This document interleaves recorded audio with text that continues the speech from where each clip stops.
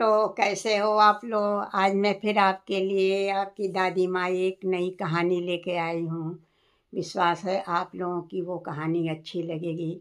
कहानी बहुत ही प्रेरणादायक है। तो कहानी का शीर्षक है अनोखी सेवा। अब कहानी शुरू होती है कि एक गांव में एक किसान रहता था। वो बहुत दयालु था तो गरीब लेकिन बहुत दयालु था।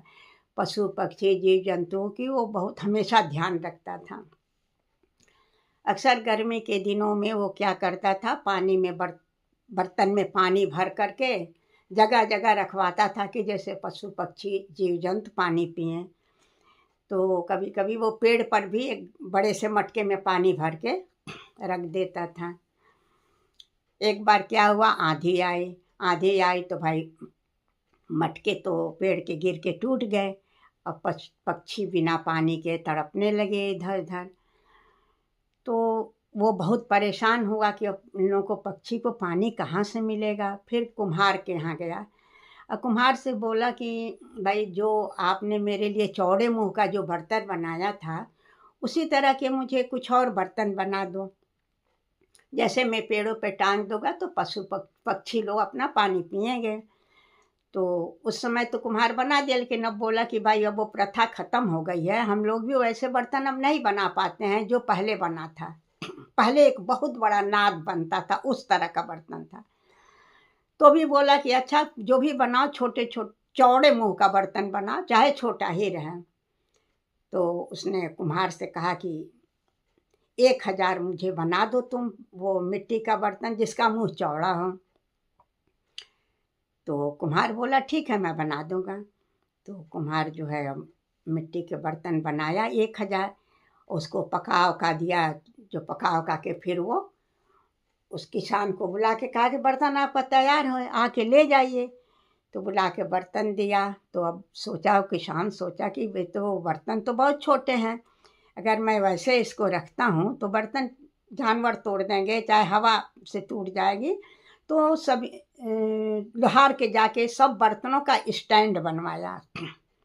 स्टैंड बनवा के पानी भर भर के बर्तनों में रख दिया कि चूँकि स्टैंड पर रहने से थोड़ा बर्तन व्यवस्थित रहता है। कुछ बर्तन वो पेड़ों पे टांग दिए। अब सब में पानी भर के टांग देता था। पक्षी लोग खूब आनंद से पानी पीते थे और खुश रहते थे। चहचहाना, सुबह का चहचहाना, शाम का चहचहाना उस किसान को बहुत अच्छा लगता था कि उसके इर्द गिर्द जो पक्षी चहचहाना शुरू करते थे। इसके बाद वो सोचा कि भाई यहाँ तो हमने व्यवस्था कर दिया है, क्यों न हम और जगहों और लोगों को भी दें कि ये प्रथा जो है और लोगों के अंदर भी ये सेवा की भावना जागृत हो। तो बस स्टैंड गया।